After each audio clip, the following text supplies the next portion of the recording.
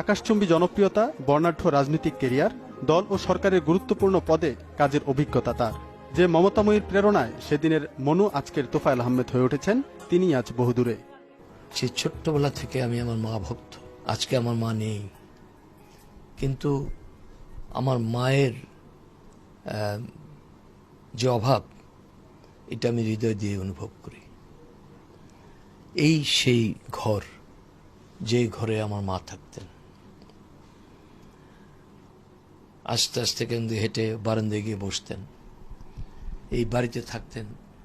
শত চেষ্টা করেও আমরা মাকে ঢাকায় নিয়ে রাখতে পারতাম না, যদিও তার শেষ জীবনে তিনি ঢাকাতে আমার সাথে ছিলেন।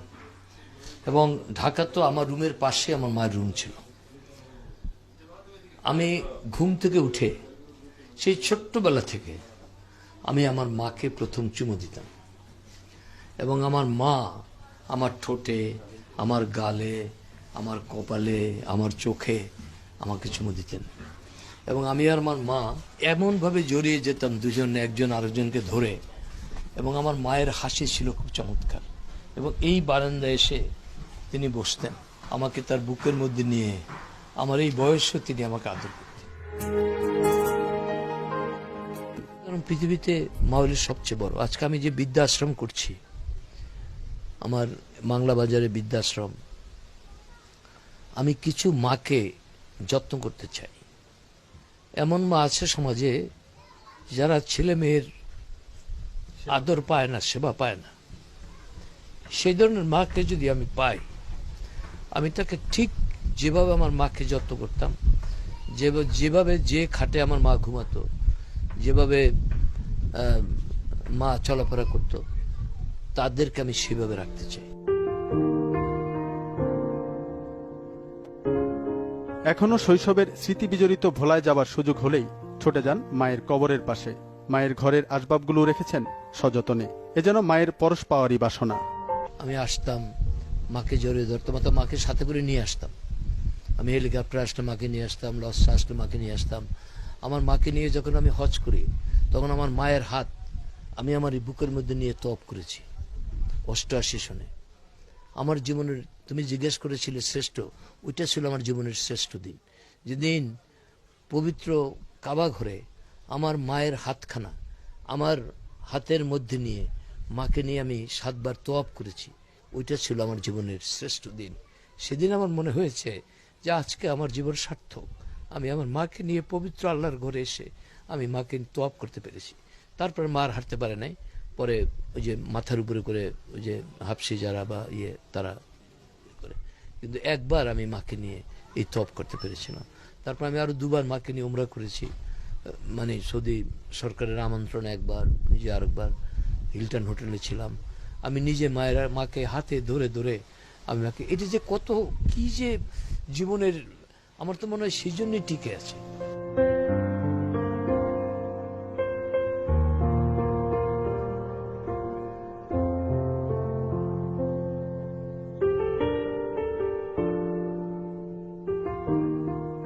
বাড়িতে গিয়ে মায়ের সমাধির পাশে কোরআন তিলাওয়াত আর দোয়াই তার প্রথম কাজ। সেই ছোট্টবেলা থেকে প্রত্যেকটি ঈদ আমি মায়ের সাথে করতাম। এবং আমি ঈদে সবসময়, এখনো আমি এই গ্রামের বাড়িতে আমি নামাজ পড়ি, এবং এখানে নামাজটা পড়ে প্রথম মায়ের কদমুচি করে মাকে জড়িয়ে ধরতাম, তিনি আদর করতেন। এখন 2006 সালের 25শে ডিসেম্বর মা মৃত্যুবরণ করেছেন। আজকে 2014 সাল।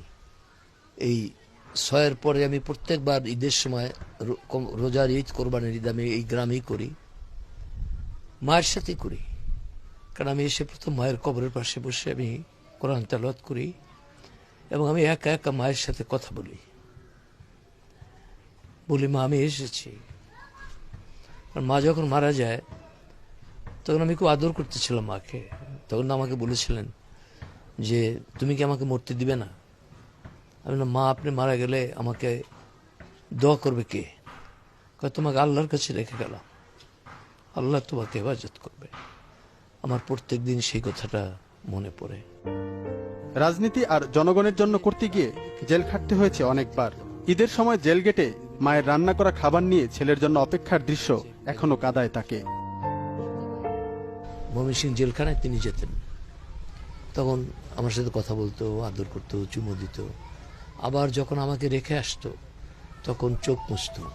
অনেক অনেক ঈদে আমি মাকে ছাড়া জেলে থাকতে করেছি। 33 মাস যখন তো কতটা করলাম। তারপর আমি যখন কুষ্টিয়া জেলে, তখনও ঈদ ছিল, তখনও মাকে ছাড়া। তো কুষ্টিয়া জেলখানেও মা আমাকে দেখতে গেছে, ময়মনসিংহ জেলে আমাকে দেখতে গেছে, আমাকে মা কুমিল্লা জেলখানে দেখতে গেছে, সব জায়গায় মা যেত।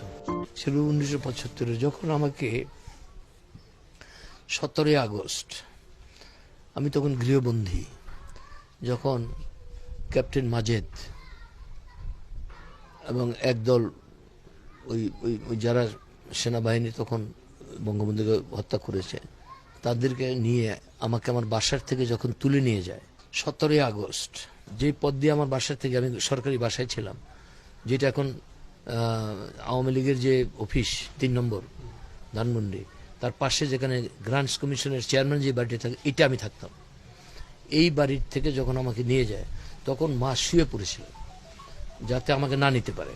তখন ওনার শরীর উপর দিয়ে আমাকে টেনে নিয়ে যায় এবং আমাকে রেডিও স্টেশনে নিয়ে টর্চার করে, তারপরে আবার আমাকে বাসায় ফেরত দিয়ে যায়। আমি এসে দেখি মা কাঁদছে। মমতাময়ী মা ফাতেমা খানম বাবা মারা যাওয়ার পর পুরো পরিবারকে আগলে রেখে মানুষ করেছেন। বড় 2 ছেলেকে হারানোর পর তোফায়েল আহমেদকে নিয়ে একটু বেশি চিন্তিত থাকতেন মা। তাই ছেলের বাড়ি ফেরার পথ চেয়ে ক্লান্ত হননি কখনো। আমার মায়ের জীবনও কঠিন জীবন গিয়েছে। 1975-এর 11 জুলাই আমার বড় ভাই মৃত্যুবরণ করেছিলেন ঢাকা। তারপর 15 আগস্ট বঙ্গবন্ধুকে হত্যা করার পর আমি জেলে। 5 অক্টোবর আমার মেজ ভাইকে গুলি করে হত্যা করা হয়েছিল। 3 ছেলের 2 ছেলে মৃত্যুবরণ করেছে, 1 ছেলে জেলে। কি কঠিন দিন ছিল। আমাকে ময়মনসিংহ জেলখানায় মা যখন দেখতে যেত, আমাকে বুকে জড়িয়ে আর ছাড়তে চাইত না। জীবনের নানা বাঁকে বাঁকে মায়ের আদর ভালোবাসা আর পাওয়া যাবে না, এমনটি ভাবতেই যেন গলা ভারী হয়ে যায় তার। ছেলে কখনো মায়ের কাছে বড় হয় না, সে ছেলেই থাকে। মাকে বেশি মনে পড়ে আমি যখন ঘুমাতে যাই, আমি যখন আমার বাসার লাইব্রেরিতে ঢুকি, মা আমাকে চুমো দিচ্ছে, ছবিটা দেখি। মাকে আমার সবসময় মনে পড়ে, সবসময়। এবং যে জন্য আমি লিখে রেখেছি আমার মায়ের কবর উপরে আমার নিজের কথা। আমাকে মা মনু বলে ডাকতেন, আমাকে কেউ মনু ডাকতো না, কিন্তু উনি আমাকে আদর করে মনু ডাকতেন। তাই রাজনৈতিক জীবন থেকে অবসর নেয়ার পর তোফায়েল আহমেদ চলে যাবেন ভোলায় আদরের মনু হয়ে মমতাময়ী মায়ের কাছে।